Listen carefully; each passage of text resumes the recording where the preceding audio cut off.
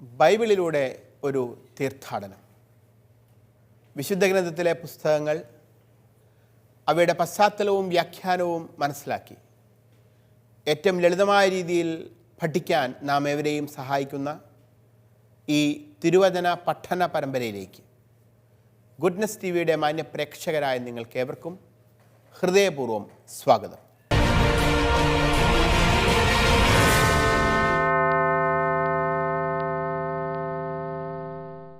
യൂഥ്യത്തിൻ്റെ പുസ്തകത്തിൻ്റെ 4-ാം അധ്യായമാണ് നമ്മൾ പഠന വിധേയമാക്കിക്കൊണ്ടിരിക്കുന്നത്.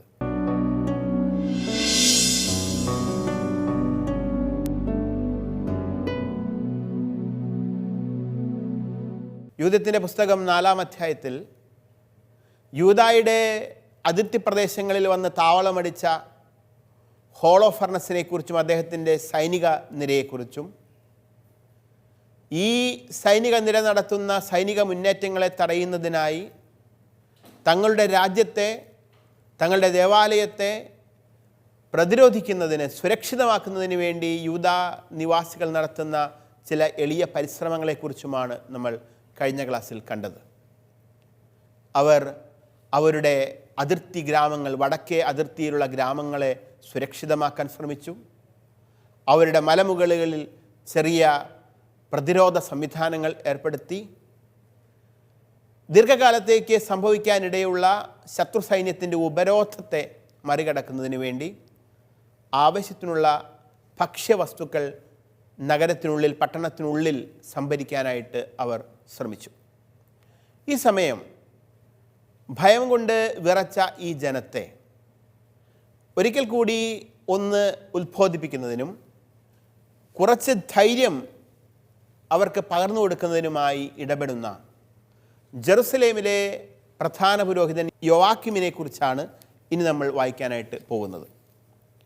4-ാം അധ്യായത്തിൻ്റെ 6 മുതൽ 8 വരെയുള്ള തിരുവചന ഭാഗത്ത് പ്രധാന പുരോഹിതനായിരുന്ന യോവാക്കിം ഇടപെടുന്നതിനെക്കുറിച്ച് പറയുന്നുണ്ട്. നമുക്ക് ആ വചനഭാഗം ഒന്ന് വായിക്കാം. ഈ സമയം സാധിക്കുമെങ്കിൽ എല്ലാവരും എന്നോടൊപ്പം തന്നെ വിശുദ്ധ ഗ്രന്ഥം ഒന്ന് കയ്യിലെടുക്കണം. യൂഥ്യത്തിൻ്റെ പുസ്തകമാണ്. 4-ാം അധ്യായത്തിൻ്റെ 6 മുതൽ 8 വരെയുള്ള തിരുവചനങ്ങൾ നമുക്ക് ഒരുമിച്ച് വായിക്കാം.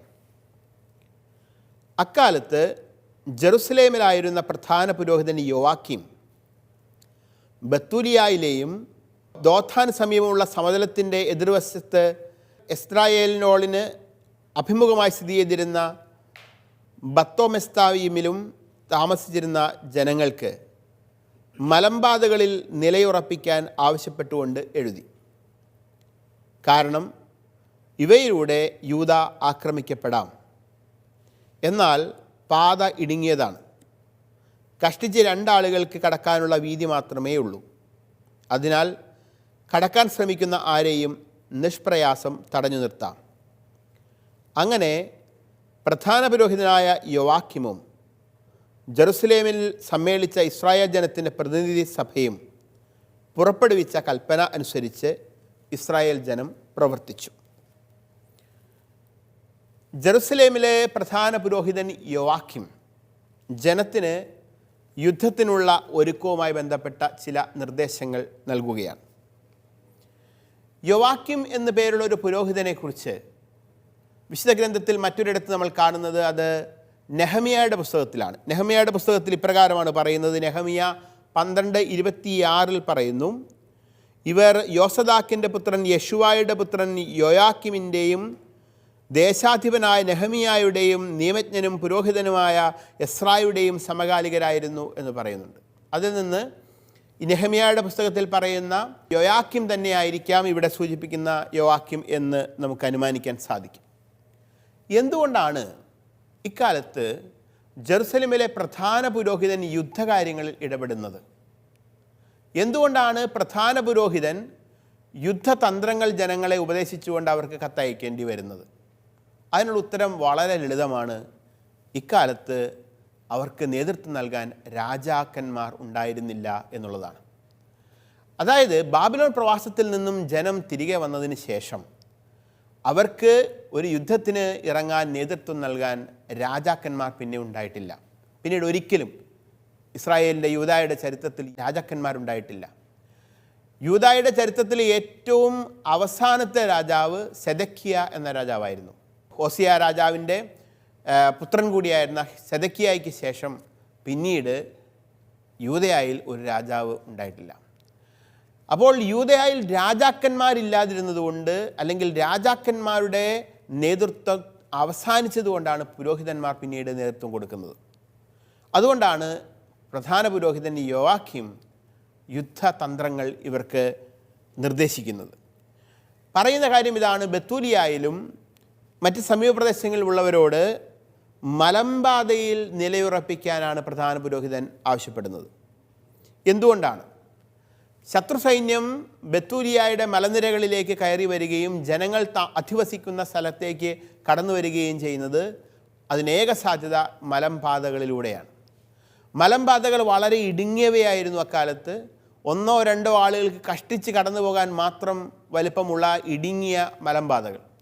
ഈ മലമ്പാതകളിലൂടെ ശത്രു സൈന്യം എത്ര വലുതാണെങ്കിലും ഇരച്ചു കയറൽ അവർക്ക് സാധ്യമല്ല. പ്രത്യേകിച്ചും കുതിരക്കാരന്മാർക്കൊക്കെ യുദ്ധത്തിൻ്റെ മുൻപിൽ കടന്നു വരാൻ പോലും ഈ പാതയിലൂടെ സാധ്യമല്ല.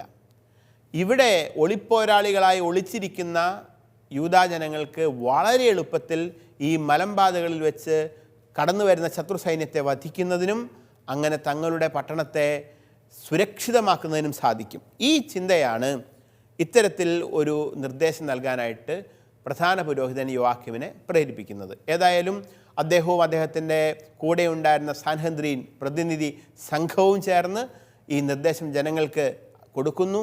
ജനങ്ങളത് അനുസരിക്കാൻ തയ്യാറാകുന്നു. ഈ പ്രധാന പുരോഹിതനും സാൻഹദ്രീൻ സംഘവും പറഞ്ഞതുപോലെ തന്നെ അവർ മുന്നൊരുക്കങ്ങൾ നടത്തുകയാണ്. അടുത്തതായി ഈ ജനം ദൈവത്തിൽ ആശ്രയിക്കുന്നതിനെക്കുറിച്ചും യഥാർത്ഥത്തിൽ അവരുടെ ചെറുത്തുനിൽപ്പ് ആരംഭിക്കുന്നതിനെക്കുറിച്ചുമാണ് നമ്മൾ വായിക്കാനായിട്ട് പോകുന്നത്. 4-ാം അധ്യായത്തിൻ്റെ 9 മുതൽ 15 വരെയുള്ള തിരുവചന ഭാഗങ്ങളിലാണ് നമ്മളത് കാണുന്നത്. അത് നമുക്കൊന്ന് വായിക്കാം. യൂദത്തിൻ്റെ പുസ്തകം 4-ാം അധ്യായം 9 മുതൽ 15 വരെയുള്ള തിരുവചനങ്ങൾ. ഇസ്രായേലിലെ ഓരോരുത്തരും തീക്ഷ്ണതയോടെ ദൈവത്തെ വിളിച്ചപേക്ഷിക്കുകയും കഠിനമായി ഉപവസിച്ച് തങ്ങളെ തന്നെ എളിമപ്പെടുത്തുകയും ചെയ്തു. അവരും ഭാര്യമാരും കുട്ടികളും കന്നുകാലികളും അവിടെ വസിക്കുന്ന വിദേശികളും കൂലിവേലക്കാരും വിലയ്ക്ക് വാങ്ങിയ അടിമകളും എല്ലാവരും ചാക്കൊടുത്തു. ജെറുസലേമിലുണ്ടായിരുന്ന ഇസ്രായേലിലെ എല്ലാ പുരുഷന്മാരും സ്ത്രീകളും കുഞ്ഞുങ്ങളും ദേവാലയത്തിൻ്റെ മുൻപിൽ സാഷ്ടാംഗം പ്രണമിച്ചു. അവർ തലയിൽ ചാരം വിതറി തങ്ങളുടെ ചാക്കുവസ്ത്രം കർത്താവിൻ്റെ മുൻപിൽ വിരിച്ചു. ബലിപീഠത്തിന് ചുറ്റും ചാക്ക് വസ്ത്രം നിരത്തി. തങ്ങളുടെ കുഞ്ഞുങ്ങളെ അവർ കിരയാക്കരുതെന്നും ഭാര്യമാരെ അവരുടെ കവർച്ച മുതലാക്കരുതെന്നും അവകാശമായി തങ്ങൾക്ക് ലഭിച്ച നഗരങ്ങൾ നശിപ്പിക്കപ്പെടരുതെന്നും വിജാതീയരുടെ നീച സന്തോഷങ്ങൾക്കായി തങ്ങളുടെ വിശുദ്ധ സ്ഥലം അശുദ്ധമാക്കാനിടയാക്കരുതെന്നും അവർ ഏകസ്വരത്തിൽ ഇസ്രായേലിൻ്റെ ദൈവത്തോട് കേണപേക്ഷിച്ചു. കർത്താവ് അവരുടെ പ്രാർത്ഥന കേട്ടു, അവരുടെ ക്ലേശങ്ങൾ കാണുകയും ചെയ്തു. യൂദയായിലും ജെറുസലേമിലുമുള്ള ജനം സർവശക്തനായ കർത്താവിൻ്റെ വിശുദ്ധ മന്ദിരത്തിന് മുൻപിൽ അനേക ദിവസം ഉപവസിച്ചു. പ്രധാന പുരോഹിതൻ യോവാഖീമും കർത്താവിൻ്റെ മുൻപിൽ ശുശ്രൂഷ ചെയ്യുന്ന എല്ലാ പുരോഹിതന്മാരും ചാക്കൊടുത്ത് അനുദിന ബലികൾ അർപ്പിക്കുകയും ജനത്തിൻ്റെ നേർച്ചകളും സ്വാഭീഷ്ട കാഴ്ചകളും സമർപ്പിക്കുകയും ചെയ്തു. അവർ തലപ്പാവുകളിൽ ചാരമണിഞ്ഞ് ഇസ്രായേൽ ഭവനത്തെ കരുണാപൂർവം കടാക്ഷിക്കണമെന്ന് കർത്താവിനോട് ഉറക്കെ വിളിച്ചപേക്ഷിച്ചു. കേവലം സൈനികമായ മുന്നൊരുക്കങ്ങൾ മാത്രമല്ല യൂദായിലെ ജനം ആസന്നമായ ഈ അപകടത്തിൽ നിന്നും രക്ഷ നേടാനായിട്ട് ചെയ്യുന്നത്, മറിച്ച് അവർ ദൈവത്തിലേക്ക് തിരിയുകയാണ്. ഇസ്രായേലിലെ ഓരോരുത്തരും തീക്ഷ്ണതയോടെ ദൈവത്തെ വിളിച്ചപേക്ഷിക്കുകയും കഠിനമായി ഉപവസിച്ച് തങ്ങളെ തന്നെ എളിമപ്പെടുത്തുകയും ചെയ്തു എന്നാണ് തിരുവചനം പറയുന്നത്. ഇവിടെ പറയുന്ന വാക്യം ശ്രദ്ധിക്കുക. അവരും ഭാര്യമാരും കുട്ടികളും കന്നുകാലികളും അവിടെ വസിക്കുന്ന വിദേശികളും കൂലി വേലക്കാരും വിലയ്ക്ക് വാങ്ങിയ അടിമകളും എല്ലാം ഉപവസിച്ച് പ്രാർത്ഥിക്കുകയാണ്. ഏതാണ്ട് ഇതുപോലൊരു ഉപവാസ പ്രാർത്ഥന നമ്മൾ കാണുന്നത് യോനാ പ്രവാചകൻ്റെ പുസ്തകത്തിൽ നിനവേക്കാർ നടത്തുന്ന ഒരു ഉപവാസ പ്രാർത്ഥനയാണ്. അവിടെ ഈ കന്നുകാലികൾ പോലും ഉപവസിക്കുന്നതിനെക്കുറിച്ച് പറയുന്നുണ്ട്. ഏതായാലും തീക്ഷ്ണമായി തങ്ങളെ തന്നെ എളിമപ്പെടുത്തിക്കൊണ്ട് ഈ ജനം ദൈവത്തിൻ്റെ മുൻപിൽ കമിഴ്ന്നു വീഴുകയാണ്, പ്രാർത്ഥനയിലായിരിക്കുകയാണ്, ഉപവസിക്കുകയാണ്. അങ്ങനെ പ്രധാന പുരോഹിതൻ്റെ ആഹ്വാനമനുസരിച്ച് ജനം ഒന്നടങ്കം പ്രാർത്ഥനയിലൂടെയും പരിത്യാഗത്തിലൂടെയും ദൈവത്തിൻ്റെ പക്കലേക്ക് തിരിയുന്നു. യൂദായിലെ ഇസ്രായേൽക്കാരായ പുരുഷന്മാർ മാത്രമല്ല, ഭാര്യമാരും കുട്ടികളും കന്നുകാലികളും അവിടെ വസിക്കുന്ന വിദേശികളും കൂലിവേലക്കാരും വിലയ്ക്ക് വാങ്ങിയ അടിമകളും എല്ലാം ചാക്കൊടുത്ത് പ്രാർത്ഥിക്കുകയാണ്. എന്താണ് അവർ പ്രാർത്ഥിക്കുന്നത്? അവരുടെ പ്രാർത്ഥനയുടെ ഉള്ളടക്കം പ്രധാനമായിട്ടും 4 കാര്യങ്ങളായിരുന്നു. ഈ 4 കാര്യങ്ങളെക്കുറിച്ചാണ് അവർ ഭയപ്പെട്ടത്. ഈ 4 കാര്യങ്ങൾക്ക് വേണ്ടിയാണ് അവർ ദൈവത്തിൻ്റെ മുമ്പിൽ ഉപവസിച്ച് പ്രാർത്ഥിക്കുന്നത്. ഒന്നാമത്തേത്, തങ്ങളുടെ കുഞ്ഞുങ്ങളെ ശത്രുക്കൾക്ക് ഇരയാക്കരുത് എന്നതാണ് അവരുടെ പ്രാർത്ഥന. നമുക്കറിയാം, ഒരു ശത്രു സൈന്യം, ഒരു യുദ്ധം, അത് അക്കാലത്തും ഇക്കാലത്തും നടക്കുമ്പോൾ ഏറ്റവും അധികം അവിടെ ആ യുദ്ധം ബാധിക്കുന്നത് അവിടെയുള്ള സ്ത്രീകളെയും കുട്ടികളെയുമായിരിക്കും. കാരണം സ്ത്രീകളും കുട്ടികളും ഏറ്റവും അപകടകരമായ ഒരു അവസ്ഥയുടെ മുൻപിലേക്ക് വരും. കുട്ടികളെ നിഷ്കരണം വധിച്ചു കളയും. സ്ത്രീകളെ അവർ ലൈംഗിക അടിമകളാക്കി ഉപയോഗിക്കും. അതുകൊണ്ട് കുട്ടികളെക്കുറിച്ച് ഓർത്ത് ഈ ജനം വേവലാതിപ്പെടുകയും ദൈവത്തിൻ്റെ സഹായം തേടുകയും ചെയ്യുകയാണ്. തങ്ങളുടെ ശത്രുക്കളുടെ കൈകളിലേക്ക് തങ്ങളുടെ കുഞ്ഞുങ്ങൾ പോകാനിട വരുത്തരുത്. അങ്ങനെ വന്നാൽ ആ കുഞ്ഞുങ്ങൾക്ക് ജീവൻ നഷ്ടപ്പെടും. രണ്ടാമത് അവർ പ്രാർത്ഥിക്കുന്ന കാര്യം, തങ്ങളുടെ ഭാര്യമാരെ അവരുടെ കവർച്ച മുതലാക്കരുത് എന്നതാണ്. ഇക്കാലത്ത് ഒരു സൈനിക നീക്കം നടക്കുമ്പോൾ സ്വാഭാവികമായിട്ടും അവിടെയുള്ള സുന്ദരികളായ സ്ത്രീകളെ ഈ സൈന്യം കൊല്ലാറില്ല, മറിച്ച് അവരുടെ ലൈംഗിക ആവശ്യത്തിന് വേണ്ടി ലൈംഗിക അടിമകളാക്കി സ്ത്രീകളെ മാറ്റുകയാണ്. അങ്ങനെ സ്ത്രീത്വത്തിൻ്റെ സകല മാന്യതയും നഷ്ടപ്പെട്ട് കേവലം ലൈംഗിക അടിമകളായി യൂദയായിലെ ഇസ്രായേലിലെ സ്ത്രീജനങ്ങൾ മാറേണ്ടതായിട്ട് വരും. അത്തരത്തിലുള്ള ദുരവസ്ഥയിലേക്ക് തങ്ങളെ തള്ളിവിടരുതേ, അങ്ങനെയുള്ളൊരു ദുരവസ്ഥ തങ്ങൾക്കുണ്ടാകാതെ തങ്ങളെ കാക്കണമേ എന്നാണ് ഈ ജനം പ്രാർത്ഥിക്കുന്നത്. മൂന്നാമത് അവർ പ്രാർത്ഥിക്കുന്നത് അവരുടെ നഗരങ്ങളെ ഓർത്താണ്. തീർച്ചയായിട്ടും ജെറുസലേം ഉൾപ്പെടുന്ന ദേവാലയ നഗരം ഉൾപ്പെടെ തങ്ങൾക്ക് അവകാശമായി ലഭിച്ച നഗരങ്ങൾ, തങ്ങൾക്ക് ദൈവം തങ്ങളുടെ പൂർവ്വപിതാക്കന്മാർക്ക് വാഗ്ദാനം ചെയ്ത് പൂർവ്വപിതാക്കന്മാരുടെ കാലം മുതൽ അബ്രാഹത്തിൻ്റെയും ഇസ്ഹാക്കിൻ്റെയും യാക്കോബിൻ്റെയും കാലം മുതൽ തങ്ങൾക്കായി മാറ്റിവെക്കപ്പെട്ട നഗരങ്ങൾ, ഈ നഗരങ്ങളിൽ നിന്ന് പലപ്പോഴായി അവർ പുറത്തു പോകേണ്ടതായിട്ട് വന്നിട്ടുണ്ട്. പ്രവാസകാലത്ത് ഈ നഗരങ്ങളിൽ നിന്ന് അവർ അന്യരായി മാറി നിൽക്കേണ്ടതായിട്ട് വന്നിട്ടുണ്ട്. എന്നാൽ ഇതാ ഇപ്പോൾ വീണ്ടും ചരിത്രത്തിൽ ദൈവം ഇടപെട്ട് ഈ നഗരങ്ങൾ അവർക്ക് സ്വന്തമാക്കി നൽകിയിരിക്കുകയാണ്. അങ്ങനെ ദൈവാനുഗ്രഹത്തിൻ്റെ പ്രതീകങ്ങളായിട്ടാണ് സത്യത്തിൽ ഈ നഗരങ്ങൾ നിലകൊള്ളുന്നത്. അതുകൊണ്ട് ദൈവാനുഗ്രഹത്തിൻ്റെ പ്രതീകങ്ങളായി തങ്ങൾക്ക് ദൈവത്തിൽ നിന്നും അവകാശമായി ലഭിച്ച ഈ നഗരങ്ങൾ തങ്ങൾക്ക് നഷ്ടപ്പെടുത്തരുതേ എന്ന പ്രാർത്ഥന അവർ ദൈവത്തിന് മുൻപിൽ യാചനയോടെ സമർപ്പിക്കുന്നു. നാലാമതായി അവർ പറയുന്നത്, അവരുടെ പ്രാർത്ഥനയുടെ ഉള്ളടക്കം തങ്ങളുടെ വിശുദ്ധ സ്ഥലത്തെക്കുറിച്ചാണ്. തങ്ങളുടെ വിശുദ്ധ സ്ഥലം വിജാതീയരുടെ നീച സന്തോഷങ്ങൾക്കായി അശുദ്ധമാക്കാനിടയാക്കരുത് എന്നവർ പ്രാർത്ഥിക്കുന്നു. വിജാതീയരായ ഒരു സൈന്യം, ഒരു രാജാവ് മറ്റൊരു സ്ഥലം കണ്ട് പിടിച്ചടക്കുമ്പോൾ ആദ്യം ചെയ്യുന്നത് അവിടെയുള്ള ജനങ്ങളുടെ ക്ഷേത്രങ്ങളും മറ്റും കവർച്ച ചെയ്യുകയും ആ ദേവാലയത്തെ തകർക്കുകയും ദേവാലയത്തെ അശുദ്ധമാക്കുകയും ചെയ്യുക എന്നതാണ്. അപ്പോൾ ഇത്തരത്തിൽ ഹോളോഫർണസിൻ്റെ നേതൃത്വത്തിലുള്ള സൈന്യം ഇവരുടെ നാട്ടിലേക്ക് പ്രവേശിച്ച് ബത്തൂലിയയിലേക്ക് പ്രവേശിച്ചാൽ സ്വാഭാവികമായിട്ടും അവർക്ക് ജെറുസലേമിലേക്കുള്ള വഴി വളരെ എളുപ്പമാണ്. അത്തരത്തിൽ ജെറുസലേം ആക്രമിക്കപ്പെടാം, ദൈവത്തിൻ്റെ ആലയം ആക്രമിക്കപ്പെടാം, ദൈവത്തിൻ്റെ അതിവിശുദ്ധ സ്ഥലത്തെ ശത്രുക്കൾ അശുദ്ധമാക്കി തീർക്കാം, അവരുടെ നീചപ്രവൃത്തികൾക്ക് വേണ്ടി ദൈവത്തിൻ്റെ അതിവിശുദ്ധ സ്ഥലം ഉപയുക്തമാക്കപ്പെടാം. അത്തരത്തിലുള്ള ഒരു വലിയ ദുരവസ്ഥ തങ്ങളുടെ ദേവാലയ നഗരത്തിന് സംഭവിക്കാതിരിക്കട്ടെ എന്നാണ് ഈ ജനം പ്രാർത്ഥിക്കുന്നത്. അങ്ങനെ പ്രധാനമായും 4 കാര്യങ്ങൾ ദൈവത്തിൻ്റെ മുൻപിൽ വെച്ച് ഇവർ പ്രാർത്ഥിക്കുകയാണ്. കാരണം എന്തുകൊണ്ടാണ് ഇവർ പ്രാർത്ഥിക്കുന്നത് എന്ന് ചോദിച്ചാൽ അതിനൊറ്റ കാരണമേ ഉള്ളൂ. ദുഷ്ടനായ ഈ ശത്രുവിനെ, ഹോളോഫർണസിനെ, അദ്ദേഹത്തിൻ്റെ കീഴിലുള്ള ലക്ഷക്കണക്കിന് വരുന്ന സൈനികരെ നേരിടാനുള്ള അവരുടെ പ്രധാനപ്പെട്ട ആയുധം പ്രാർത്ഥന ഒന്ന് മാത്രമായിരുന്നു. പ്രാർത്ഥനയും പരിത്യാഗവും മാത്രമായിരുന്നു. കാരണം ഹോളോഫെർണസിൻ്റെയും അദ്ദേഹത്തിൻ്റെ കൂടെയുള്ള വലിയ സൈനിക നിരയെയും വെച്ച് നോക്കുമ്പോൾ ഇസ്രായേൽ ജനം, യൂദയായിലെ നിവാസികളായിരുന്ന ഇസ്രായേൽ ജനം അന്ന് തുലോം തുച്ഛമായിരുന്നു. എണ്ണത്തിൽ അവർ വളരെ പരിമിതമായിരുന്നു. അതുകൊണ്ട് കർത്താവിൻ്റെ കാരുണ്യത്തിനായി കണ്ണീരോടെ പ്രാർത്ഥിക്കുന്ന ഒരു ജനവിഭാഗത്തെയാണ് നാം ഇവിടെ കാണുന്നത്. കർത്താവ് അവരുടെ പ്രാർത്ഥന കേട്ടു എന്ന് വചനം സാക്ഷ്യപ്പെടുത്തുകയാണ്. കർത്താവ് അവരുടെ പ്രാർത്ഥന കേട്ടു. 4-ാം അധ്യായത്തിൻ്റെ 13-ാം തിരുവചനം. അവരുടെ ക്ലേശങ്ങൾ കാണുകയും ചെയ്തു. അവരുടെ കണ്ണീർ കണ്ട ദൈവമായ കർത്താവ് അവരെ രക്ഷിക്കാനായി എന്താണ് ചെയ്യുക എന്ന കാര്യം നമ്മൾ ഈ കഥ മുൻപോട്ട് പോകുമ്പോഴാണ് നമുക്ക് വ്യക്തമാവുകയുള്ളൂ. ഏതായാലും ഒരു കാര്യം നമുക്ക് വ്യക്തമാണ്: ശത്രു വളരെ ശക്തനാണ്. ജനം അങ്ങേയറ്റം പരിഭ്രാന്തരാണ്. അവർ ദൈവത്തിൻ്റെ മുമ്പിൽ കണ്ണീരോടെ പ്രാർത്ഥിക്കുന്നു. ദൈവം അവരുടെ പ്രാർത്ഥന കേട്ടിട്ടുണ്ട്. പക്ഷേ ഇനി ദൈവം എപ്രകാരമാണ് ഇടപെടുക, എപ്പോഴാണ് ഇടപെടുക എന്നത് അത് ദൈവത്തിൻ്റെ താല്പര്യമനുസരിച്ചുള്ള ദൈവത്തിൻ്റെ സമയത്തിലും ദൈവത്തിൻ്റെ പദ്ധതിക്കുമനുസരിച്ചായിരിക്കും. അത് എപ്രകാരമാണെന്ന് തുടർന്ന് വരുന്ന അധ്യായങ്ങൾ വായിക്കുമ്പോൾ മാത്രമാണ് നമുക്ക് മനസ്സിലാവുക.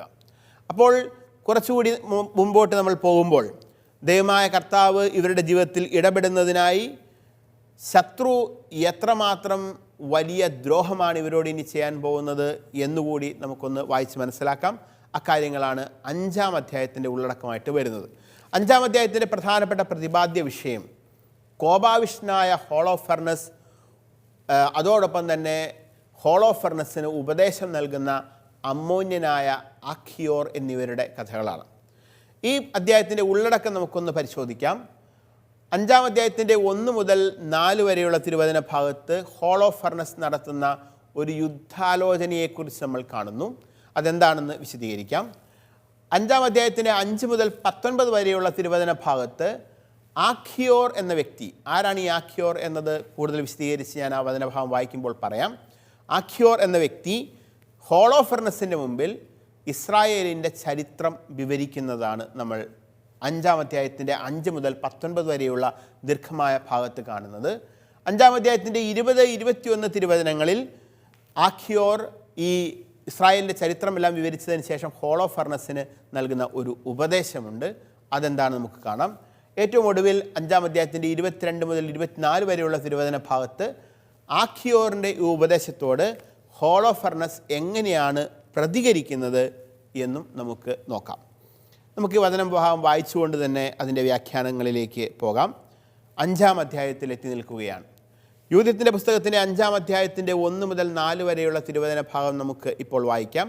അവിടെ ഹോളോഫെർണസ് നടത്തുന്ന യുദ്ധാലോചനയെക്കുറിച്ചാണ് നമ്മൾ വായിക്കാനായിട്ട് പോകുന്നത്. ഇസ്രായേൽ ജനം മലമ്പാതകൾ അടച്ച് ഗിരിശൃംഖങ്ങൾ സുശക്തമാക്കി സമതലങ്ങളിൽ പ്രതിരോധങ്ങൾ ഏർപ്പെടുത്തി യുദ്ധത്തിന് തയ്യാറായിരിക്കുന്നുവെന്ന് അസീറിയൻ സൈന്യാധിപൻ ഹോളോഫെർണസ് കേട്ടു. അവന് കഠിനമായ കോപമുണ്ടായി.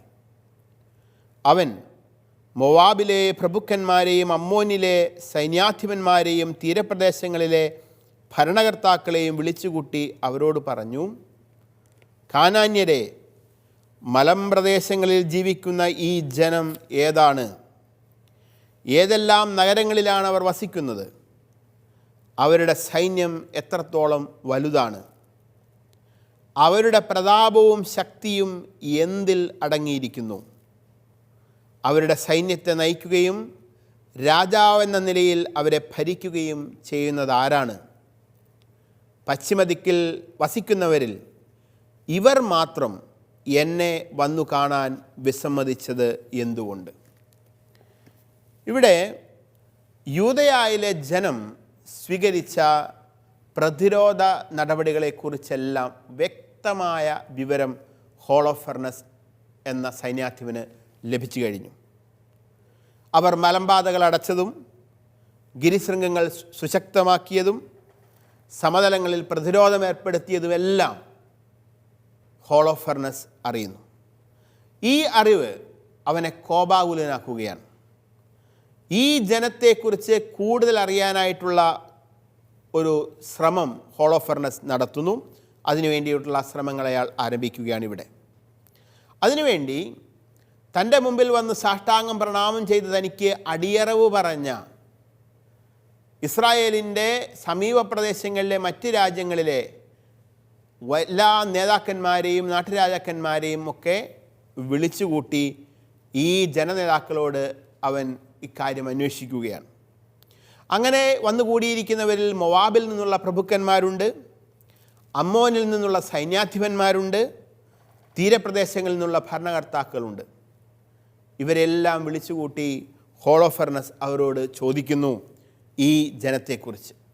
അപ്പോൾ ഇവിടെ വിളിച്ചുകൂട്ടപ്പെട്ട ജനത്തിൻ്റെ പേരുകൾ പറയുന്ന സമയത്ത് മൊവാബ് എന്ന സമൂഹത്തെക്കുറിച്ച് നമ്മൾ കേൾക്കുന്നുണ്ട്, അമ്മോനിലെ സൈന്യാധിപന്മാരെക്കുറിച്ച് നമ്മൾ കേൾക്കുന്നുണ്ട്. ആരാണ് ഈ മൊവാബും അമ്മോനും, അല്ലെങ്കിൽ ഏതൊക്കെയാണ് ഈ രാജ്യങ്ങൾ? നമുക്കറിയാം, മൊവാബ് എന്ന രാജ്യവും അമ്മോൻ എന്ന രാജ്യവും ഇസ്രായേൽ രാജ്യത്തിൻ്റെ തൊട്ടയൽവക്കത്തുണ്ടായിരുന്ന രാജ്യങ്ങളായിരുന്നു. സത്യത്തിൽ ഈ മൊവാബും അമ്മോനും ഇസ്രായേലുമായി ബന്ധത്തിൽ ഉണ്ടായിരുന്ന വ്യക്തികളാണ്, അല്ലെങ്കിൽ അവരുടെ സന്തതി പരമ്പരകളാണ്. കാരണം ലോത്തിന് തൻ്റെ പുത്രിമാരിൽ നിന്നുണ്ടാകുന്ന മക്കളായിരുന്നു ബെൻ അമ്മിയും മൊവാബും. അബ്രാഹത്തിൻ്റെ മരുമകനായ ലോത്തിൻ്റെ സന്തതി പരമ്പരകളായ ബെൻ അമ്മിയുടെ പരമ്പരയാണ് പിന്നീട് അമ്മോന്യർ എന്ന് അറിയപ്പെടുന്നത്. അതുപോലെ മൊവാബിൻ്റെ സന്തതി പരമ്പരയാണ് പിന്നീട് മൊവാബ്യർ എന്നറിയപ്പെടുന്നത്. ഇതിൽ ഈ അമ്മോന്യരെക്കുറിച്ച് ഇന്നിപ്പോൾ നിങ്ങൾ ആലോചിച്ച് നിങ്ങൾക്കറിയാം, ജോർദാൻ എന്ന രാജ്യത്തിൻ്റെ തലസ്ഥാനം ഇന്നും അറിയപ്പെടുന്നത് അമ്മാൻ എന്ന പേരിലാണ്. അത് ഈ അമ്മോന്യരിൽ നിന്ന് വരുന്നതാണ്. പഴയ അമ്മോന്യരാണ് സത്യത്തിൽ ഈ ജോർദാൻ നിവാസികൾ. മൊവാബ്യർ ഇന്ന് സൗദി അറേബ്യയുടെ പ്രധാന ഭാഗത്ത് ഉള്ള ഒരു വിഭാഗം ആളുകൾ ഈ മൊവാബ്യരാണ്. ആ മൊവാബ്യരുടെ വേരുകൾ നമുക്ക് അവിടെ കണ്ടെത്താനായിട്ട് സാധിക്കും. ഏതായാലും ഇവർ ഈ അമ്മോന്യരും മൊവാബ്യരുമൊക്കെ ലോത്തിൻ്റെ സന്തതി പരമ്പരയായിരുന്നു. അബ്രാഹത്തിൻ്റെ മരുമകനായ ലോത്തിൻ്റെ സന്തതി പരമ്പരയായിരുന്നു. ആ അർത്ഥത്തിൽ നമ്മൾ ചിന്തിച്ചാൽ അബ്രാഹവുമായി ബന്ധപ്പെട്ട് ഇസ്രായേൽക്കാരും മൊവാബ്യരും അമ്മോന്യരും ഒക്കെ കസിൻസാണ്, സെക്കൻഡ് കസിൻസായിട്ട് വരുന്നവരാണ്. പക്ഷേ അത്തരത്തിലുള്ള യാതൊരു പരിഗണനയും ഒരിക്കലും മൊവാബ്യരും അമ്മോന്യരും ഇസ്രായേൽക്കാരോട് കാണിച്ചിരുന്നില്ല. മറിച്ച് ഇസ്രായേൽക്കാരും മൊവാബ്യരും അമ്മോന്യരും തമ്മിൽ എപ്പോഴും ശത്രുതയിലായിരുന്നു. മറ്റ് ശത്രു രാജ്യങ്ങളോട് ചേർന്ന് ഇസ്രായേലിനെ ആക്രമിക്കാൻ വേണ്ടിയിട്ടായിരുന്നു മൊവാബ്യരും അമ്മോന്യരും ശ്രമിച്ചുകൊണ്ടിരുന്നത്. അപ്പോൾ ഇസ്രായേൽക്കാർക്കെതിരെയുള്ള യുദ്ധത്തിൽ മൊവാബ്യരും അമ്മോന്യരും നെബൂഖദ്നേസർ രാജാവിനെ പിന്തുണയ്ക്കുകയും സഹായിക്കുകയും ചെയ്തിരുന്നു എന്ന് രാജാക്കന്മാരുടെ പുസ്തകത്തിൽ നമ്മൾ കാണുന്നുണ്ട്. രാജാക്കന്മാരുടെ പുസ്തകം സാക്ഷ്യപ്പെടുത്തുന്നുണ്ട്. 2 രാജാക്കന്മാർ 24-ാം അധ്യായത്തിൻ്റെ 1-2 തിരുവചനങ്ങളിൽ ഇപ്രകാരം പറയുന്നു: യഹോയാക്കിമിൻ്റെ കാലത്ത് ബാബിലോൺ രാജാവായ നെബൂഖദ്നേസറിൻ്റെ ആക്രമണമുണ്ടായി. യഹോയാക്കിം 3 വർഷം അവന് കീഴ്പ്പെട്ടിരുന്നു. പിന്നീട് അവനെ എതിർത്തു.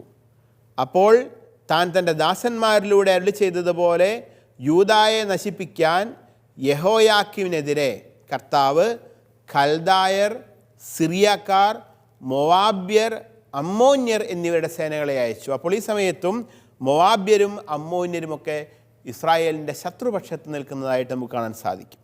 അപ്പോൾ ഈ പറയുന്ന മൊവാബ്യരും അമ്മോന്യരും തീരദേശവാസികളും ഒക്കെ ഉൾപ്പെടുന്ന ഈ ജനസാമാന്യത്തെ, ഈ ജനപ്രതിനിധികളെ ഹോളോഫെർണസ് അഭിസംബോധന ചെയ്യുന്നത് കാനാന്യരെ എന്നാണ്. അതായത് ആ മൊത്തം ഭൂവിഭാഗം അറിയപ്പെട്ടിരുന്നത് കാനാൻ എന്ന പേരിലാണ്. അപ്പോൾ കാനാനിൽ ജീവിച്ചിരുന്നവരെ എന്ന അർത്ഥത്തിൽ കാനാന്യരെ എന്ന് അഭിസംബോധന ചെയ്യുന്നു. എന്നിട്ട് അവരോട് ചില ചോദ്യങ്ങൾ ചോദിക്കുകയാണ്. ചില നിർണായക വിവരങ്ങളാണ് ഹോളോഫെർണസ് അവരിൽ നിന്നും മനസ്സിലാക്കാനായിട്ട് ആഗ്രഹിക്കുന്നത്. അതിനായി ഉന്നയിച്ച ചോദ്യങ്ങൾ ഇതൊക്കെയാണ്: മലമ്പ്രദേശങ്ങളിൽ ജീവിക്കുന്ന ഈ ജനം ഏതാണ്? അവരുടെ ഐഡൻറ്റിറ്റി എന്താണ് എന്ന് ചോദിക്കുന്നു. 2, ഏതെല്ലാം നഗരങ്ങളിലാണ് അവർ വസിക്കുന്നത്? കൃത്യമായിട്ട് ഈ മലയിടുക്കുകളിൽ ഏതെല്ലാം നഗരങ്ങളിലാണ് അവർ വസിക്കുന്നത്? 3, അവരുടെ സൈന്യം എത്രത്തോളം വലുപ്പമുള്ളതാണ്? അതായത് ആ സൈന്യത്തിലെ സൈനികരുടെ എണ്ണം എത്രയാണ്? അവരുടെ സൈനിക ശേഷി എത്രത്തോളമുണ്ട്? 4, അവരുടെ പ്രതാപവും ശക്തിയും എന്തിലാണ് അടങ്ങിയിരിക്കുന്നത്? അത് അവരുടെ സൈനിക ബലത്തിലാണോ, അതോ മറ്റെന്തെങ്കിലും ആണോ അവരുടെ പ്രതാപവും ശക്തിയും അടങ്ങിയിരിക്കുന്നത്? അടുത്ത ചോദ്യം, അവരുടെ സൈന്യത്തെ നയിക്കുന്ന രാജാവെന്ന നിലയിൽ അവരെ ഭരിക്കുന്ന വ്യക്തി ആരാണ്? കാരണം അങ്ങനെ ഒരാളുണ്ടെങ്കിൽ അയാളെ വധിച്ചു കഴിഞ്ഞാൽ സ്വാഭാവികമായിട്ട് യുദ്ധം വിജയിച്ചു. അതുകൊണ്ടാണ് ചോദിക്കുന്നത്, അവരെ നയിക്കുകയും രാജാവെന്ന നിലയിൽ അവരെ ഭരിക്കുകയും ചെയ്യുന്നത് ആരാണ്? അടുത്ത ചോദ്യം, ഈ ജനം മാത്രം, അതായത് പശ്ചിമദേശത്തെ മറ്റ് രാജ്യങ്ങളെല്ലാം വന്ന് ഹോളോഫർണസിൻ്റെ മുൻപിൽ അടിയറവ് പറഞ്ഞപ്പോഴും ഈ ജനം മാത്രം എന്തുകൊണ്ടാണ് ഹോളോഫർണസിന് അടിയറവ് പറയാതെ മാറി നിൽക്കുന്നത്? എന്താണ് അവരെ ഇത്ര പ്രത്യേകതയുള്ള ഒരു ജനമാക്കി മാറ്റുന്നത്? അപ്പോൾ ഈ ചോദ്യങ്ങളിൽ നിന്ന് ചില കാര്യങ്ങൾ വളരെ വ്യക്തമാണ്. അവരെ നയിക്കുന്ന രാജാവ് ആരാണ്? ഹോളോഫർണസിൻ്റെ ഈ ചോദ്യത്തിനുള്ള ഉത്തരം ഈ പുസ്തകത്തിൻ്റെ അവസാന ഭാഗത്ത് നമുക്ക് ലഭിക്കും. അതൊരു മനുഷ്യ വ്യക്തിയല്ല, അത് ഇസ്രായേലിൻ്റെ ദൈവമായ കർത്താവാണ്. ഹോളോഫർണസിൻ്റെ ഈ ചോദ്യങ്ങൾക്കുള്ള ഉത്തരം അത് ആഖ്യോർ എന്ന വ്യക്തിയിലൂടെ ലഭിക്കുന്നു. അത് നമുക്ക് അടുത്ത ഭാഗത്ത് നമുക്ക് കാണാം. Thank you.